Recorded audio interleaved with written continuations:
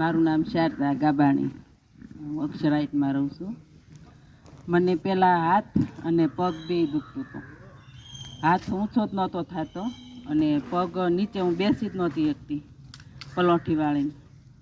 અને હવે હાથ અને પગ બે સારું છે. અને હું કાઢો પીતી હતી. પહેલાં તો મહિના 2 મહિના પીધો જ નહીં. મને રોજ એમ કે કાઢો પી, પણ મેં પીધો જ નહીં. પછી પીધો અને શરીર એકદમ હળવું લાગવા માંડ્યું, પેટ સાફ થઈ ગયું. પછી હવે હું પીવું છું કાઢો, અને કાઢાથી બહુ સારું રહેશે. અને હવે મારા હાથ પહેલાં ફરતા જ નહોતા, હવે ફરે છે. અને નીચે પણ બેસી શકું છું, ઉભડક બેસી શકું છું, નહીં તો નીચે બેસી જ નહોતી શકતી. ખાવામાં કઈ ફેરફાર કર્યો? ખાવામાં ઘણો ફેરફાર કર્યો. હું પહેલા ખાતા હતા.